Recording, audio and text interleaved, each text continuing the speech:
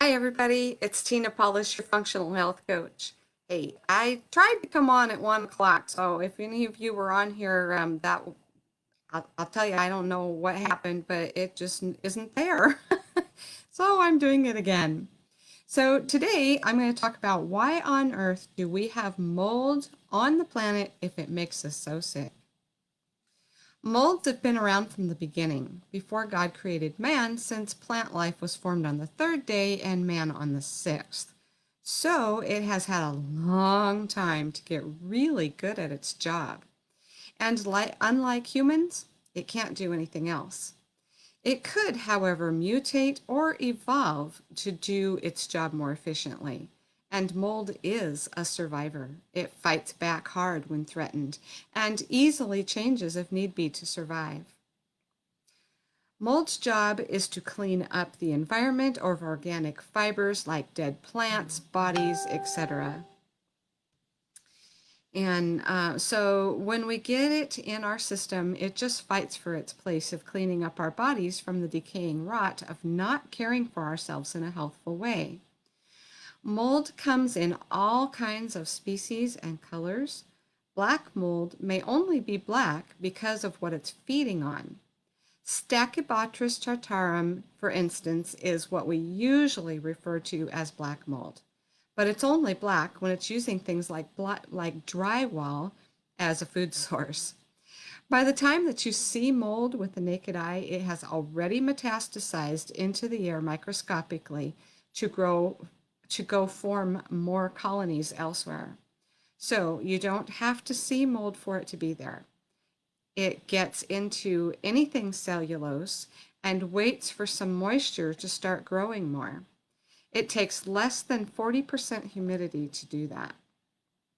So, blankets, pillows, mattresses, couches, books, papers, dust, carpet, drywall, and pretty much anything fibrous, it can seed itself deeply into, and it can wait a long time. It's very patient. It also get into your HVAC system, your air conditioners, your subfloors, basements, walls, and ceiling cavities. I think I had it in all of my possessions. So I got new everything my last move, and so far, no mold. So, have you thought about it in your fibrous belongings? How many times have you moved to get away from mold? Did you just take it with you? I moved so many times, I can't even count them anymore, and I always took my possessions with me until the last time, that is. So, who's susceptible to be sick from mold? I once lived in a little house in the mountains that had every conceivable color of mold in it. That's where I really started to go downhill. I got to where I could not get up and out of bed. My husband carried me to places a lot. I was excessively weak, extremely fatigued, and I could not even read because I could not remember the sentence that I had just read. I went on my hands and knees to the bathroom at times. I could not eat anything much without bad intestinal problems. I was hungry for air, even when I had not been doing anything. If I had got up, it always felt like I did it too quickly and I would almost pass out. My eyes were extremely itchy and watery and blurry and felt way too dry. I was cold all the time, except during a hot flash, and I could not sleep but a few minutes at a time, and the rest of the time I could not even lay still. And if that was not enough, everything I touched shocked me. About 25% of the world's population has become really susceptible through being genetically shut down. But the rest of the population is also susceptible if there's enough mold present. And in the body, mold methodically shuts down your body systems, both to keep itself from harm and to do its job more effectively. Even us humans want to do what it takes to survive and do our jobs, right? So, with mold becoming such a problem for people, the construction industry has exploded with things like antifungal glues, woods, paints, and more. This is a twofold complication for us.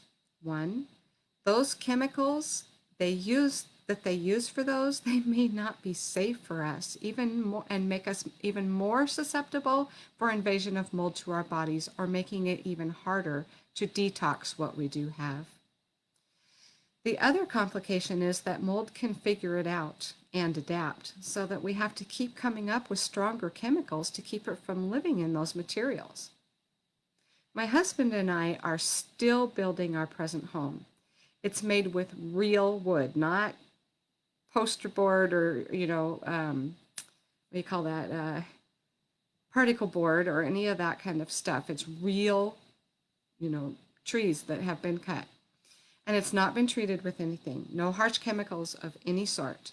Even our insulation is made from recycled material that has natural boric acid within it, so that it's anti-mold, anti-flame, anti-rot, and anti-pest.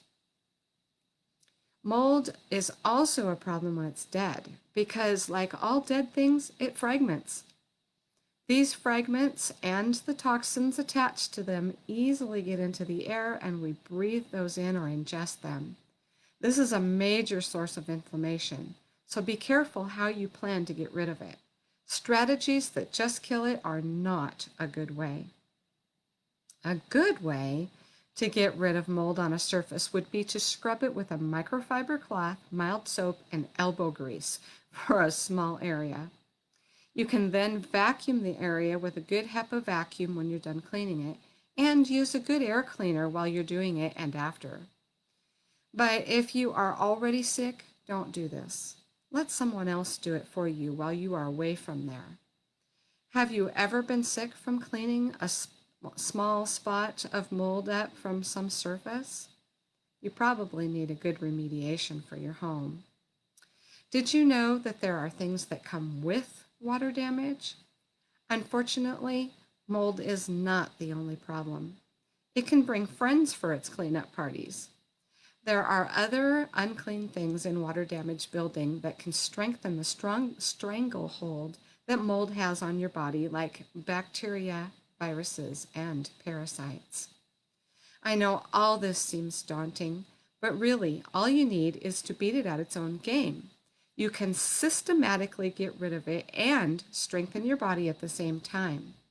I proved this by changing how I was doing things.